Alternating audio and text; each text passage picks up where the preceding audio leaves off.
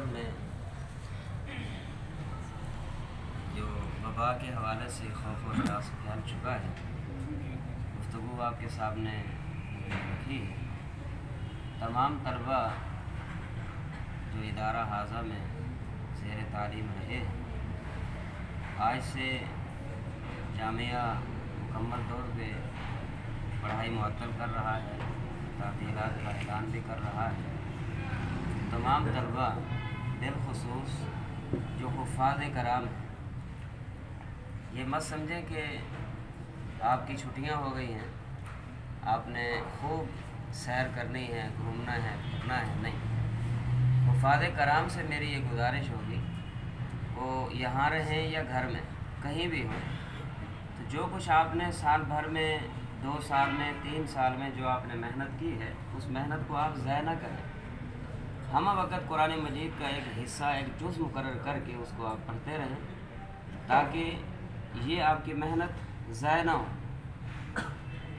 کیونکہ قرآن مجید کی تلاوت، قرآن مجید کا پڑھنا، قرآن مجید کا یاد کرنا، یہ ازحد ضروری ہے۔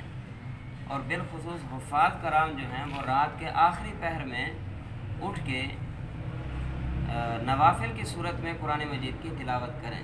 یہ بہترین طریقہ ہے قرآن پاک کو یاد کرنے کا۔ اور اس کے علاوہ جو دوسرے طلباء ہیں، ان سے بھی میری یہی گزارش ہوگی کہ خود بھی صبح و شام کے جو وظائف ہیں، اذکار ہیں، ان کی پابندی کریں، اور اپنے گھر میں جا کے اپنے بھائیوں کو، اپنی بہنوں کو، والدین کو، اگر وہ اس سے واقف نہیں ہیں تو ان کو بتائیں اور ان کو سکھلائیں۔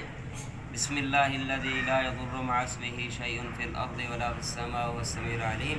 ان کو بتائیں کہ یہ دعا اس وبا سے بچنے کا ایک بہترین ذریعہ ہے جو رسول اللہ صلی اللہ علیہ وسلم نے ہم سب کو سکھلا دیا ہے، تاکہ ان کو بھی پتہ چلے کہ ہمارے بچے مدرسے سے پڑھ کے آئے ہیں تو کچھ سیکھ کے آئے ہیں، کچھ ان کی تربیت کی گئی ہے۔ ایسا نہ ہو کہ ہم بھی دوسروں کی طرح وہی کچھ کرنا شروع کر دیں جو کوئی دوسرے کر رہے ہیں، تو یہ چیز صحیح نہیں ہے۔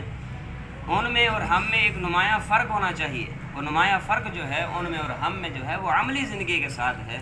تو مجھے امید ہے کہ انشاءاللہ جو کچھ آپ کو بتا دیا گیا ہے، اس پہ آپ